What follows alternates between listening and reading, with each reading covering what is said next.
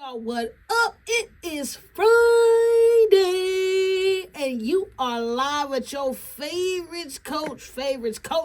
It's me, Coach Goody, and I am ready to bring you the sports news every Friday afternoon. So hopefully you're having a great one, and it's a beautiful day outside, enjoying this fall weather.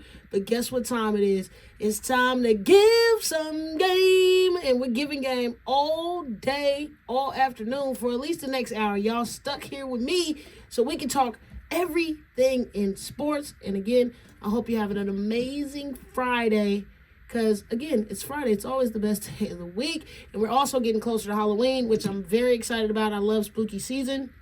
And as we get closer to Halloween, it always just gets more and more in my spirit to be like, let me get the adrenaline up. Let me get excited. Let me be ready for Halloween. So I'm definitely excited. I probably will dress up in studio next week as we are going to be doing a special spooky Halloween edition and seeing everything that's going on in the sports world. Last week, man, I told you I had my special guest. I got to get him another shout out. Shout out to my boy Cyrus. Shout out to my boy Jerron. Because Sac State's homecoming, a time was had. Yes, I attended the Sac State homecoming this past weekend. I had to go see for myself, you know. I've been telling y'all, hey, we love Sac State. We're supporting Sac State. We want to see everything that Sac State is doing. And I got an opportunity to go see it in the best time possible. As a HBCU alumnus, I am homecoming certified. I think I have my PhD in how to attend homecoming. I've attended other HBCU homecomings. It was definitely dope to go to a PWI and go to their homecoming. Being from Sacramento, never being to their homecoming, don't shoot the messenger, okay? I'm sorry. Don't blame my heart, blame my head, all right? But I got an opportunity to go out there with them. The rib cook-off, ribs, chef's kiss, absolutely amazing. And I loved every part of it. Of course, y'all know I had to go find my people. And my people showed up big, you feel me? Shout out to all the Black Greeks that were out there, part of the Divine Nine. Shout out to all the Black organizations that were out there, just tabling, supporting, just doing good things. The Black Honors College was out there as well, tabling, getting, information to the kiddos and the old heads, as they call us. But it was a great time. It was a really enjoyable time. I'm not going to say it was as great as, a HBCU homecoming, but I definitely will say mine was open to possibilities of how great it could be. Again, it was just an immaculate feeling to be around, the city and everybody be excited and everybody be there. It was people of all ages there, which you need that essence. You need the babies wearing they stingers up stuff, and then you need the old OGs out there. I got an opportunity to get on the field. Obviously, media, we doing our thing. So got an opportunity to get on the field, talk to Dr. Wood, who is in a little bit of spotlight after the victory over Northern Colorado, who they pulled off 40-35. Too close for comfort, if you ask me. I got to sit right in the end zone and watch the final plays of the game, and the intensity, the locked in. I mean, of course, you're going to be locked in a little bit more when it's the end of the game and you're trying to win. But shout out to Northern Colorado. They came out there and played. They got to compete as well. I get all this spotlight and all this shine is on Sac State. But at the same time, it puts a target on your back. Everybody's going to come harder. Everybody wants to play hard, obviously, because of this portal. There might be an opportunity for them. You never know. But I think they came out and competed and tried to give Sac State every little bit of energy, effort that they had. Shout out to Sac State for being able to pull it off and get the dub. I mean, it was so... I like this part, too, about Sac State is I'm so much in my city. I love the kids. And so we talk about them on the show. I go to their games, and then to see them play at the home team and, play well was really big, too. We had a couple other guys. Shout out to Lambo. He plays for Northern Colorado. But, just to see our guys from SAC be able to play and be on that stage, I mean, it was absolutely the best thing possible. You know what I mean? Kid from Intercom gets a pick. It was a big moment for the city, and I was very, very proud of the numbers. 20,000 plus fans in attendance for the game. which is really big. But again, you heard about it. You probably heard about everything that was going on in Sac State. You saw Little Yachty, and yes, Little Yachty performed immediately after the game. I'm just saying, all of us got to, take a little book out of their page, take a page out of their book to show, man, hey, this is a potential. Now, I'm just saying for our HBCUs and mom HBCU listeners, we all know after the game is fifth quarter. You got to have the band, and when you don't have a band as good as our bands, I totally understand. I totally get it. You know what I mean? I'm going to get a little taste this weekend, but it was still super dope to, see the transformation to go from we were just watching the game to now it's like we on a concert on the field. That was dope. I think it's a great experience for the fans and the students as well. So it was great vibes. But you probably heard a lot about Dr. Wood, Sac State, for his commentary during the game, where he, kind of can we be real here? Can we be family here? Okay. In a competitive nature, Dr. Wood went to Sac State, if you did not know, and he obviously came from very competitive mindset. I want to win. I want my school to be the best. Who doesn't want their school to be the best? So we're going to talk a little smack. You know what I mean? It's in the sports arena. I'm not giving a commencement speech, but I'm talking sports to the guys, and we're having conversation. With that being said, it's like he makes a comment, calls Montana, who they play. Shout out to my boys, because Montana had a lot of Sacramento kids, okay? Shout out to Montana, but they play Montana this week, today. And, called them the Pandas, made some commentary about not traveling really well as fans, as they have to come to Sac State, which, again, this concert series, Quavo is here tonight, and he will be there performing after the Sac State game. So it's going to be really pivotal to get these dubs and against a 7-0 team. Now, Montana takes that a type of way. Why would a president act this way? But, I think there's nothing wrong with a little competitive nature. And everybody's backing. Coaches, everybody's aligned in, hey, this is a part of sports. We want our team to win. And I can be as respectful as possible, but sometimes I'm going to be a little petty. What's wrong with a little pettiness? Nothing. Of course, it's being blown out of proportion to me. This is just to me. That he shouldn't have responded. He shouldn't have said nothing. And now I definitely think it puts a bigger, circle around the Sac State name. Because we use that all as motivation, right? We compete as athletes. We compete as coaches. We see all the stuff. Now, we might not respond to all the stuff, but we definitely see all the stuff. We hear all the stuff. We watch all the things. And it's just a little fired upness. Every play is going to be a little fired upness. Not only to okay, Sac State, you're sitting at 4-3. I get it. But not enough room to talk if I'm sitting on the other side. If I'm Sac State, I'm thinking hey, man, talk our talk. We got to walk the walk and eventually win. I said this last week. It's the same mentality. If I am trying to be the best, I got to go beat the best. And even in that, I still got to go compete and win ball games. Win games. Of course, I know Stingers fans last week and a couple of these other games, too close for comfort. Losing to Poly, not on your wish list for this year.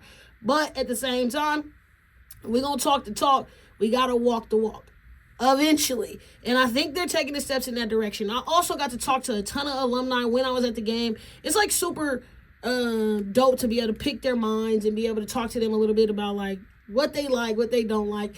And I also want to give everybody this. Give him grace. Every coach, even Mike Bibby, you know what I mean?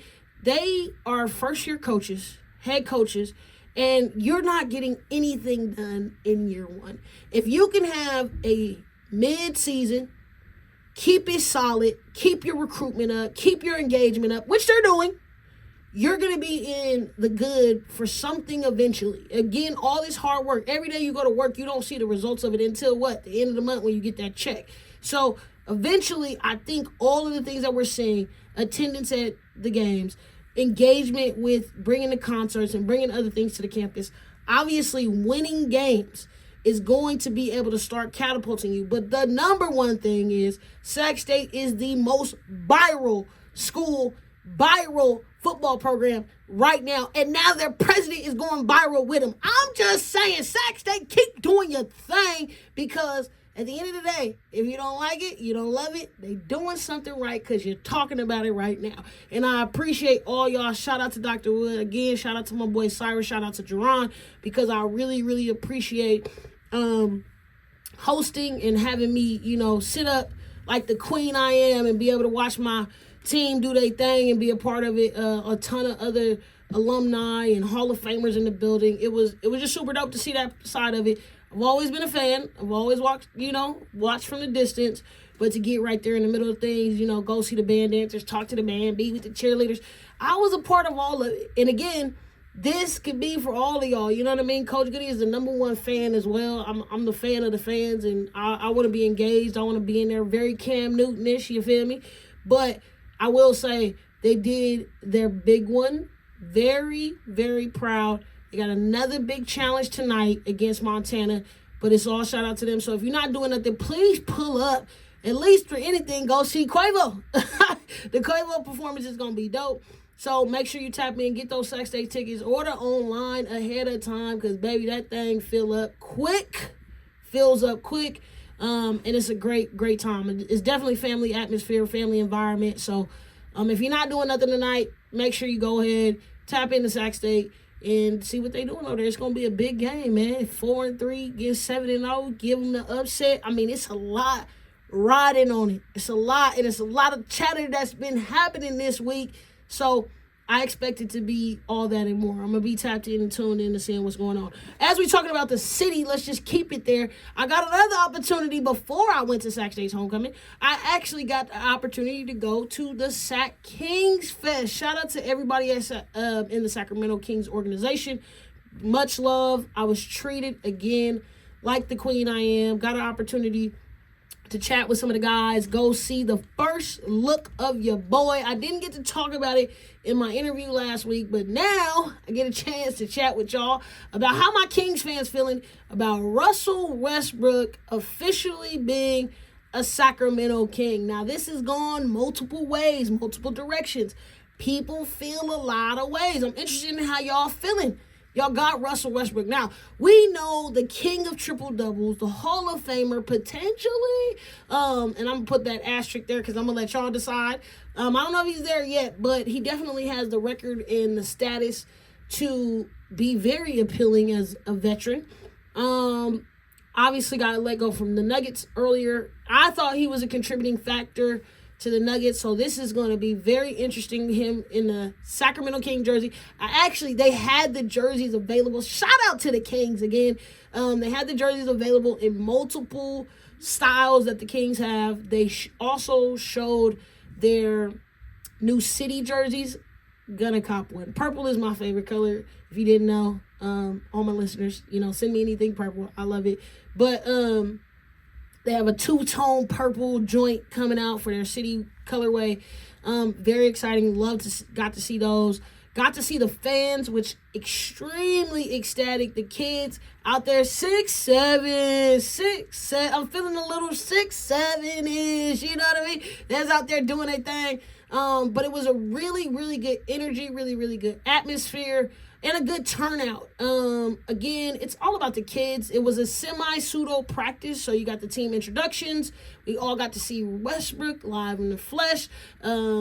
Murray, even though he's injured right now and is going to be out, he was in attendance. You got to see all the other guys, Sabonis. I mean, you got to see the whole squad. You got to see them practice a little bit, which was pretty cool. But the highlight of the afternoon was the rookie talent show. Okay, now, you always got something to do, usually a performance. Rookie year is very pivotal. It's very special. I think at all levels, it's talked about. Like, your freshman year, you cannot get that year back. And neither can you get your rookie start back. All the, tasks and intangibles that you have to do as a rookie, it really plays to the veterans that are there and what they're going to show you and what experience you may be able to get. But also, too, it gives you an opportunity to build camaraderie with the squad. And these are things that you remember. And when you get into that position and you get to be a vet, it is, a lot. Sometimes you got to go get extra donuts and do all this other stuff.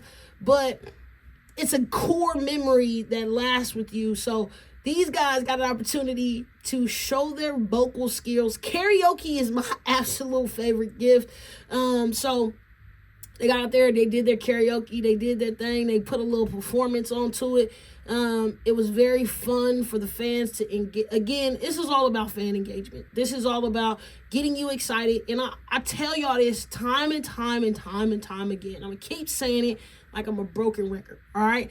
You got to be excited for the squad. You got to give them the opportunity. All this work. We've been talking about the Kings all summer. What are they doing? We love the rookies that they got. We love the additions that they got. They got Schroeder. If you look at the roster makeup and you look at potential starting five, you could potentially have Sabonis, Westbrook, Zach LaVine, DeRozan, and Schroeder, I'm assuming, and rotate and flex. But when you look at that roster starting five, you're like, hey, we can do this. Like the Bean team, and we in the kingdom. You know what I mean? Like, I can see it. I can see the potential. But at the same time, I'm like, we got to turn it into something. Same way I feel about, Sac State, I feel about the Kings. I want to see us be able to flip that. I love talking with Doug Christie and listening to Doug Christie's interviews because he is such a player. He is such a player. And one of those guys that, didn't get the benefits of being, a superstar. He's a superstar in Kings fandom, you know what I mean? In Sacramento, he's a star, mega star to us. But I get it where you're a role player, you're an intangible guy, you play defense, you take charges, you do the nitty-gritty things.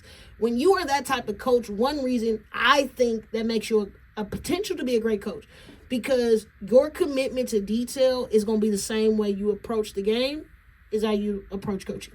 He is always like, hey, we got to win the game. We got to win both games that are happening. And so it's a mental game and it's an actual game that's going on, and how we're going to develop. Everything is not going to go our way.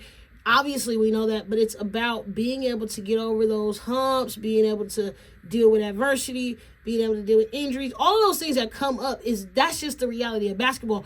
And some guys in the league, we know, I'm not going to say no names, but some of these guys, you can tell by their effort that they're not going hard, or they're not really engaged, or they're getting fat checks and get to play basketball for a living. I'm not upset about that. So it's going to be a lot of this team being able to be superstars at the intangibles. They got to be all locked in, one goal, one mission, one dream, because if not, it's going to look a hot mess. And I don't predict that, but I definitely think that if these guys can really lock in, play for each other, try to find something. I miss the old NBA, okay? And I'm going to go on a side tangent as we in here. I miss the old NBA because in the old culture of basketball in general, because now everybody playing cool, everything is cool, everything is sweet.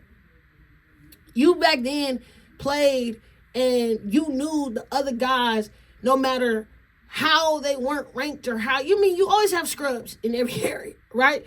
But you have those middle guys that's like, man, I'm going out to compete every night. I'm going to play. I don't care. I'm just getting it out a very mentality of the Detroit Pistons. You have some great talent. I'm not taking away nobody, but their mentality to attacking the game, the mentality of y'all hating on the East. Anyway, I'm going to come with my own style, my own flair. We're going to do this our way. San Antonio in their street. We're going to do this our way no matter what, and try to beat these dudes. We're not trying to group up. And I'm not saying grouping up is bad, but I'm just saying I think that those middle teams and those underdog teams, they had a little bit more fight, right? I came from an underdog team, and we won, but at the same time, every game is going to be a battle. You're going to feel this every time.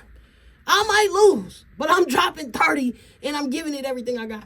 I really think if the Kings can create a culture and identity of nitty-grittiness, even with that 2000s team, the Weber's team, the Mike Bibby teams, the Doug Christie squads, those teams were nitty-gritty. We're not getting it with all this flair, and we're going to do it our way. If anything that you should say to any athlete is, you're going to be okay with if you did it your way. Period, point blank. Do it your way so you have no excuses. And all I can say is when I went to the table, I didn't bring my A game. So now I got to go back to the drawing board and figure it out. But this playing in between, this playing sweet, like, nah, just come and ball out. And I really, what I seen, what I think that the Kings can potentially build, I think the mentality, they got a new general manager, they got a coach now solidified. I just see so much potential, but it's going to be where everybody's mindset is from the gate. If you too much and you too big of a star, it's going to be a problem. And then it's going to lead to all the other headlines of negativity that we're hearing about the Kings and all these players. And is it going to really work out? Yeah, 6, 7. Like, it's giving that right now. But I think, optimistically, it's also early in the season. So I'm going to lock in with the Beam team. I'm going to lock in with the Kingdom and see if this group, like, man, I tell y'all, I might be a motivational speaker. You might not listen to me, you might not care, all these other things. But when we really get to the reality and the honesty and the truth of it is, if these dudes was like, man, look, y'all try to write us off. Y'all try to tell me Sacramento wasn't, hey, this, all the speculations. We hear it all, right, Kings fans? It's like, man, come back with a chip on your shoulder like, nah, I'm going to show these dudes, hey, you cut me? It's a problem now. I'm heads now. And I get that, age has something to do with that, but they got a good enough young core to mix in with these superstars to really go ahead and get it. I mean, I'm just saying, this could be a really redeem the Beam and make us a new team. I'm just saying, redeem the team and light the Beam. Either way, I think this is an opportunity for Sacramento to create a new identity and be the squad that nobody anticipated them to be. Again, this is the new breaths of just game one happening. But fans, y'all let me know. Y'all tell me if I'm wrong or if I'm too off with it right now. Because honestly, this is just me personally. I think that the Kings could be a very scary, dangerous team. But it's like, is it going to click? Is it going to work? And is everybody going to lock in? That's always a question. I mean, that's a question with anybody. LeBron's already injured and sitting out. There's other players that are injured. And then we don't have Murray yet. So it's, again, I'm just saying, the Kings look really good. And I hate to say it, love to say it, but I'm very optimistic of what it could turn out to be. I'm definitely getting a Westbrook jersey. I don't know how I feel about number 18. I probably know he has some, reason behind it, but I'm definitely copping it, okay? And I'm definitely copping one of the home edition series. If you have not gotten an opportunity, please check out the Kings, website. They do have like sign up, subscribe type thing, so you can get notified about what's going on with the jerseys, because the home editions, they have not dropped yet. But I was already looking, got a chance. I'm telling you, they hit that Team Stowe up, man. The Team Stowe line was outside around the whole stadium. I was like, man, I can't even get a jersey. Dang.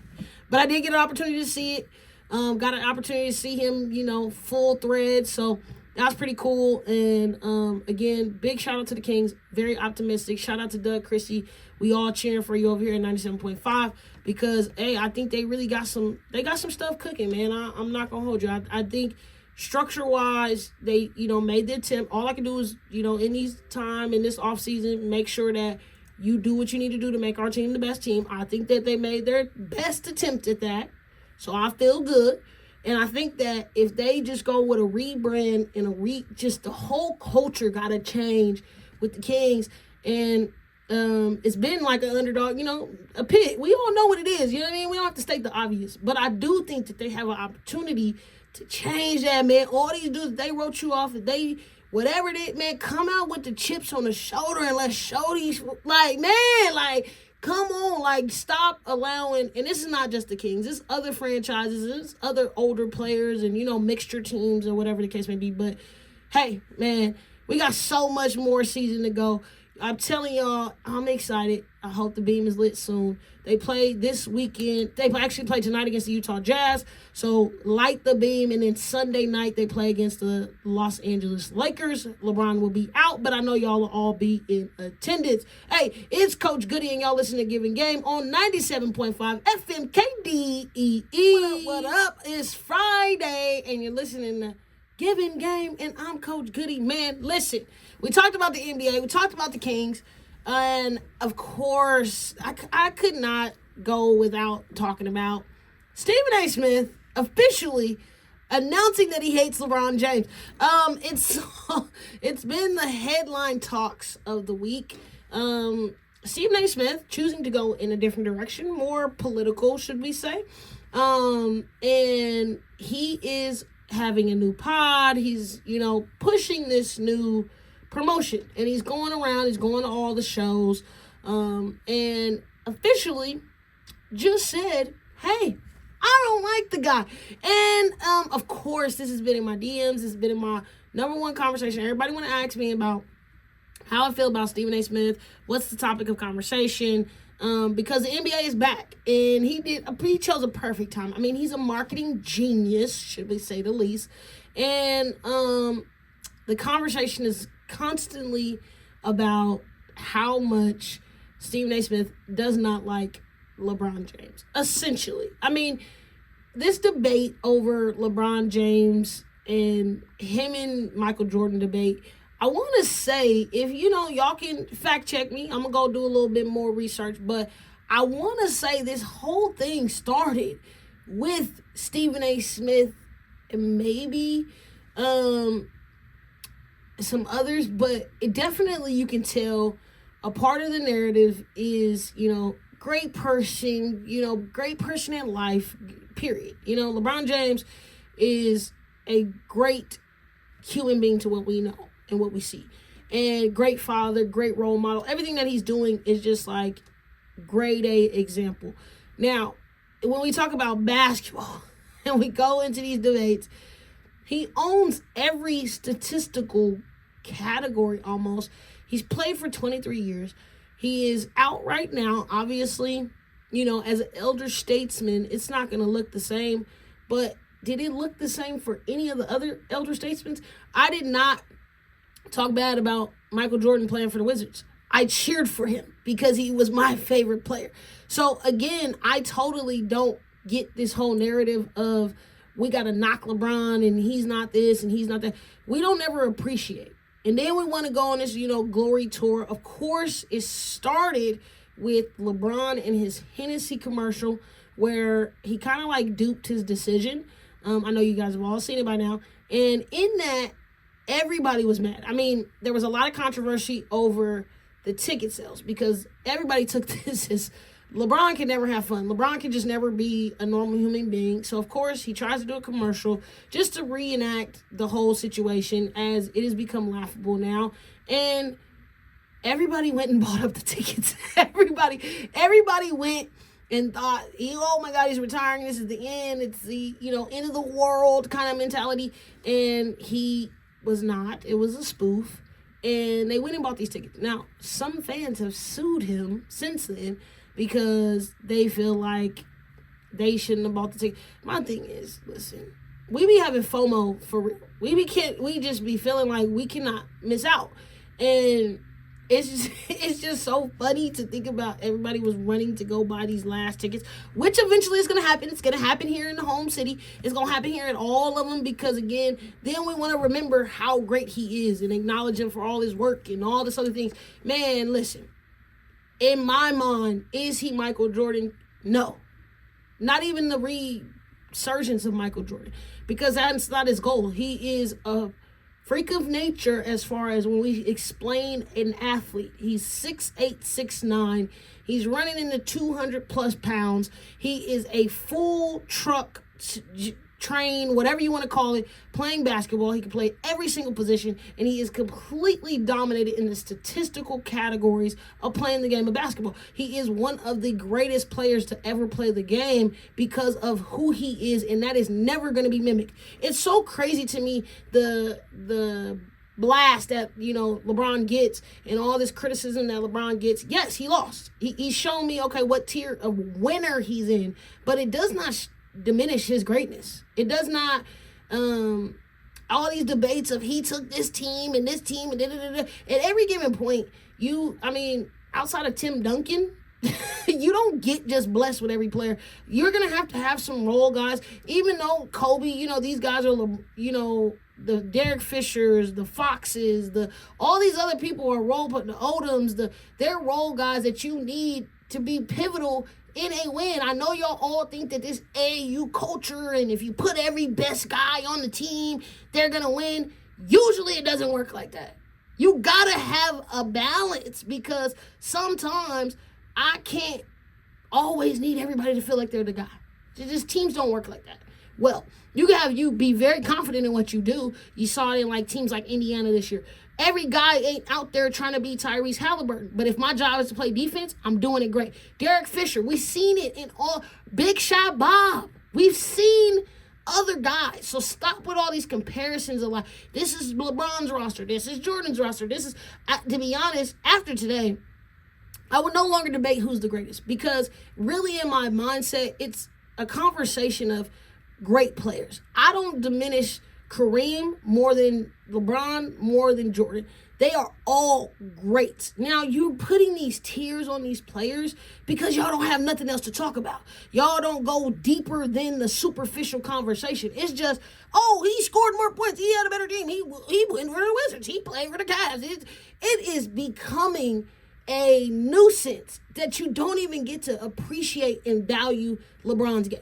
You don't even get to appreciate it and think about, man, the block still stands in my mind. It's there rent free, because who else? This is why, and I'm not saying no Jordan. Jordan is my favorite player. It's not going to change. Argue with me in the comments. I don't care. Jordan is my favorite player for a multitude of different reasons. But do I disrespect or think that LeBron James is not GOAT status? Absolutely. Same way I feel like we obviously agree that Steph Curry is past Magic. Is he not a GOAT? Is Magic not a GOAT? Is all these other guys that y'all put, it's errors. It's time and season for things. And obviously y'all can go back and, if Giannis played in the 70s, and it's great sports talk. And I love y'all for it. It's great content. I laugh at it all the time. But at the same time, I think this debate over LeBron James and Jordan is dead. It is a minute statement. And thank the Lord that he got to avoid this with Kobe. I miss Kobe every day. It's that was one of the hardest things that ever happened in my life, outside of just adulting. But that hit me very hard. That was the first celebrity I ever cried about passing, was Kobe. And it was the mentality. It was like a 2.0 in my mind of Jordan. Jordan has this, work ethic. He has his way. But when you talk about marketing and branding a mentality, there's nobody better than Kobe. He mastered it. That was his gift. And I feel like he is being protected and blessed, because quiet as it's kept, if Kobe was alive right now, he would be in these conversations. You guys would be debating. But because he's not, everybody's like, we respect Kobe. We're not going to put him in the conversation. That's why y'all torch Tracy McGrady like that. Tracy McGrady said he would have won some chips with the Lakers, and y'all ripped the man's head off and arguing down that he wasn't a great player in that era. Boy, go back. T-Mac was that boy. All right? But it's just so funny how this has been Stephen A's anchor. Say all that to say, this has been Stephen A's anchor of his plight in the NBA. Talk about some other things. I could even get a little messy and get more in depth into the WNBA. You know what I mean? You talked about feed, but then you're like, I give all these women platforms. But do you really go in depth? Do you really go past the surface when we're talking about some of these athletes and we're talking about some stuff? You stay right at the surface of the mess, because that's where mess resides. And you know how to do it a certain way. And, I mean, you can be mad about how LeBron chooses to handle it, but at the end of the day, he also is showing something to these other athletes to be like, be able to speak up for yourself, create your own platforms, do what you, protect yourself. I'm not saying that every player is going to walk up on, media people, but I do think you're seeing this new media, these new platforms, because it's like, all y'all do is talk about negativity. All y'all do is down these guys, and it's like, let's hear from the horse's mouth. Let's hear from the people that's in the locker room. Let's get it from their perspective, because how athletes and how coaches talk to each other is not how they talk to the media. Okay? Let's just keep that a stack. They do not, they're media trained for a reason. And that's an unfortunate part for me, because then you got to I can tell when an athlete is giving a superficial or a media response. Guess what? I was a college athlete, and I learned the same thing. I was taught the same way. And I get it. It's for protection. It's for protection of the business. It's protection of the company. Protect these young athletes so that they don't say anything that can potentially harm them. But at the same time, it's like, you do need a voice. You do need to. Everything is not yes, sir, and no, sir. Everything is not yes, ma'am, and no, ma'am. It's just not. Everything in life is not black and white. And I think that these athletes have gained opportunity to use their voice in a different platform, in a different way, and that's kind of sparked by LeBron James. There's so much good to talk about this man and highlight what he's doing, and then here we come. Jordan's better, LeBron's better, Jordan's better, LeBron's better. It's like, it's just so funny. You're going to like who you like. There's some people that Derrick Rose is their favorite player. You ain't arguing them. It's some people from my era for sure, Iverson is their favorite player. There's no way you can change. My little brother's favorite player is Westbrook. He don't care about a LeBron James, a Michael Jordan. His favorite player is Westbrook. Other people's favorite player is Kevin Durant. So at the end of the day, favorite player, number one player is always going to be biased. I don't care what they say. It comes down to, you feel like Jordan's the number one player because he's your favorite. And you feel like LeBron's is the number one player because he's your favorite. You're going to lean to whoever is your favorite guy, which I love because, hey, I'm neutral. Y'all all great. I mean, I'm going to do a top 5 team, you know what I mean? But it's like, bro, no offense, but we're not going to put LeBron at the 3 or the 4. I mean, there's some other great ones, but I'm just saying, LeBron can play either one of those positions, and I'm sorry. I got posters and posters of him.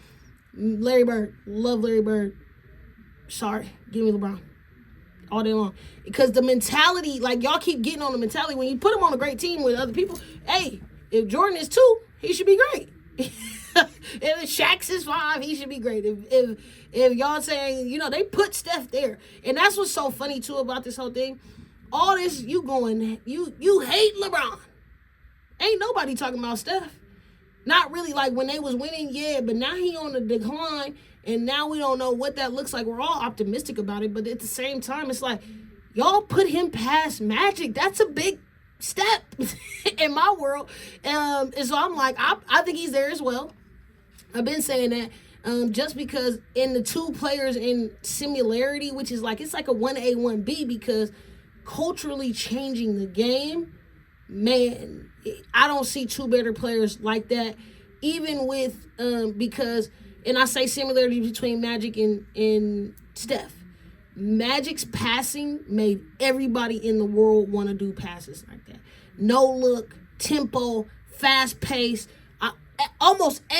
We watched it all WNBA series. Chelsea Gray, no look pass, behind the back pass. We see this in everyday game. That's Magic Johnson. Okay?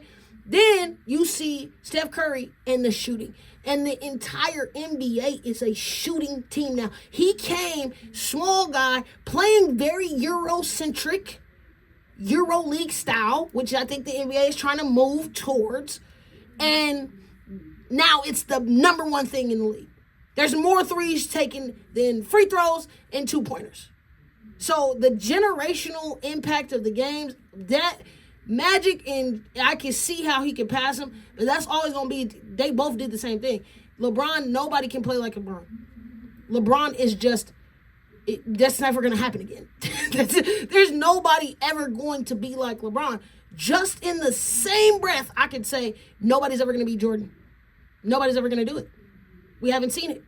We haven't seen a perfect playoff run, even with the losses. Once I got there, 6 straight, you haven't seen it. You're not going to see it. You can accrue more wins, but can you the dominance consecutively? We're not going to see it. We're not. We're not going to also see Kareem, Dr. J, ever. There's some generational special talents that we're not going to see again in the NBA, and that's what we need to consider it as. That's what we need to think about it is, because that changes our appreciation of the game and locks us even more to this style. It locks us into this style. But I mean, Stephen A is gonna hate him. He said it. He's officially done, which is laughable. And he's been in the hot seat all week. But I just thought it was so funny. Like, he goes on this tangent, and he's like, and I just don't like him. I just don't like, bro. Like, a very petty response for sure. And it's gonna be the most optimistic season, to say the least. I don't guarantee the hatred is going to stop between LeBron James and Stephen A. Smith. I don't even think LeBron cares about it, which is why it's so funny. But he's, on this media press tour, slamming his name. I think that also, too, this season, it is very wide open. I know the OKC people, y'all picked OKC. That's why this is y'all's true. Because I don't care what nobody say. As good as Shea is, as good as everybody else is, nobody picked OKC to win. Everybody is open and optimistic right now, and that's the season we're in. Open optimism in the start of the year. And I still feel like, and that's what we want. We will start seeing the dominance and who really got it locked in and who's really going to be those top guys. But I love that it's straight playing. Like, we see some great rosters. Houston looks good. We obviously know the New York Knicks and what they trying to come back and do. Got our boy Brown over there. We know Indiana's going to try to run it back and, be impressive. I'm very impressed with Orlando. There's a lot of teams that, shook it up this preseason. And shook it up in the offseason as well. But, again, we got to see what it is. I got to see some games first. Watch a couple opening days. Gonna continue to watch a little bit this weekend. I always, I'm engaged in opening day. I want to see what's going on. And then we tap back in when we get into the, Christmas season, and I can kind of focus on solely basketball, because everything else in the world is going on right now as well. Hockey back rocking. Again, college basketball is starting next week. I am going to make a list of all of the HBCUs that will be out west. We got a couple going, a ton of HBCUs going to Washington and Arizona and, Colorado, some surrounding states. So we are big HBCU fans in the building, I love. And I will be getting a list and talking about some of those games, because I will be attending quite a few of those games in November, because they need the support. We need to pull up. Also, early in November, we will be going to the Sac State girls kickoff. So getting really tapped into the basketball. Like I said, we transitioning NFL, getting into the thick of things, and as well as college football, week 9. So football is progressing very well. We already know we locked in with NFL till February. But basketball is back, baby. Basketball is back, and we super excited about it. I mean, I'm ecstatic about basketball season. And again, we got men's, we got women's, we got NBA. It's going to be a lot going on in the month of November, but October starts it off, because everybody is going live and direct right now. And we also got a World Series matchup. I ain't been able to talk about baseball, but now I really need y'all to lock it in with me, because it's the World Series. If you don't do nothing else, if you haven't been listening, tap in, because we got the Blue Jays versus the Dodgers. This big blue energy at the World Series level. We are over here cheering for the LA Dodgers. I can't believe I'm saying that, even though I'm a White Sox fan. And yeah, it makes my head hurt. But I told y'all, whoever won that series against the Dodgers and the Brewers was going to get it done. And eventually, we got the Dodgers there. I'm putting it on the Dodgers. I want them to do a back-to-back. Shohei has been balling. And if you got some time, tap into a game. Again, if you don't like baseball, you're not a fan, baseball is way more exciting when things are important, just like basketball and football and all the other sports. They are just, way more energy. We also, I think, got to pay attention. There's always fans watching just around the championship, playoffs, finals. There's people that only watch the NBA finals because they don't watch it all year, or watch the Super Bowl. They don't watch the NFL every game. So, again, if you're not doing nothing, tap in because we cheering for the Dodgers over here. Let me know who you're cheering for, Blue Jays or the Dodgers. Let me know who is going to be your pick, because we're super excited about that starting and kicking off.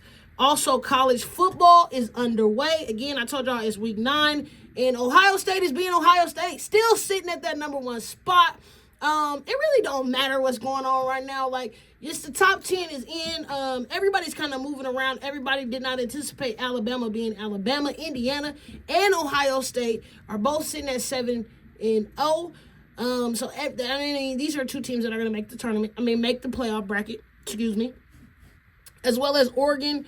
We got Georgia Tech sitting at 7-0, and another sleeper who's sitting outside of the top 10, BYU. Shout out to them. They had our boy Ryder Lyons from Folsom High School up there last weekend, seeing all the festivities and tapping in with the fans. It looks amazing. Dope atmosphere, dope school, and they're 7-0. They're 11 in the nation. BYU been rocking. They were 11-2 last year, so it's looking like they're going to be on the up and up. Quarterback playing well. Ole Miss drops down to 8, but they're still in the mix of things. Again, Miami sitting at 5-1. It's a lot of shakeup up there. Obviously, right now, it's no time to lose. You can't afford a loss if you're in the top 10, because things will shake up. They will mix up, and then, you never know. You might find yourself out of that tournament bracket and playing in the bowl game. But we will be keeping our eyes and ears, watching, tapping in, and making sure as we get closer to that national championship, which will be in January, what's going on, and giving you guys a live updates of how college football playoffs will land.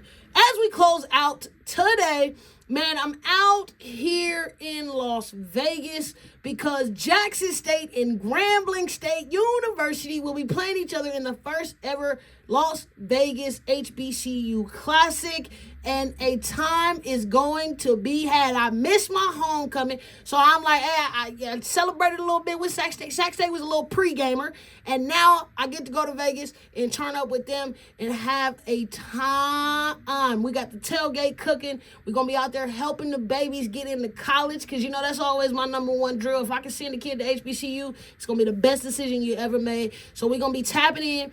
I'm going to be going to the game. The game is also at the Raiders Stadium, and so this is going to be a great opportunity, not only for our HBCUs, but for all the kids out west that's getting the opportunity. I know a lot of the babies in Sacramento and a lot of people from up in California are traveling to Las Vegas, so it's safe travels to y'all. Hopefully y'all get there and have a time. Hopefully y'all got that red, white, and blue on, baby, because it's all about JS, but all my people from the SIP, I hopefully will see y'all out there. I know I'm going to get some plates, some food, and Coach Goody will be reporting live from the game. So make sure that you're following me at GOODYGIVIGAME. That's Goody Givin Game on all platforms. That's Facebook, that's Instagram, that's Twitter, that's TikTok. You know what I mean? If you need to tap in with me, you need to be tapped in with me, because we are going to have an amazing time in Las Vegas,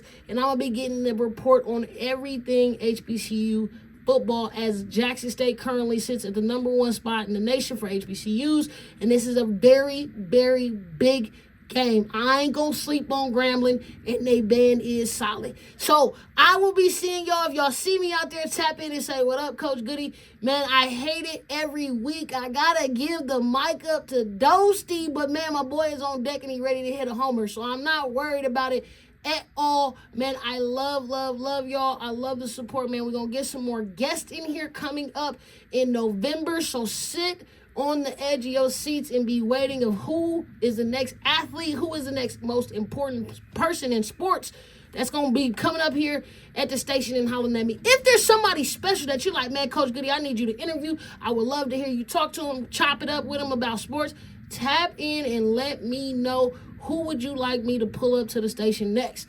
Outside of that, man, I love y'all. Safe travels to everybody that is going to college football games. Sac State, do your thing tonight. And, man, y'all listening to Givin Game, and y'all with no other than Coach Goody, live on 97.5 FM KDEE. I'll see y'all next week.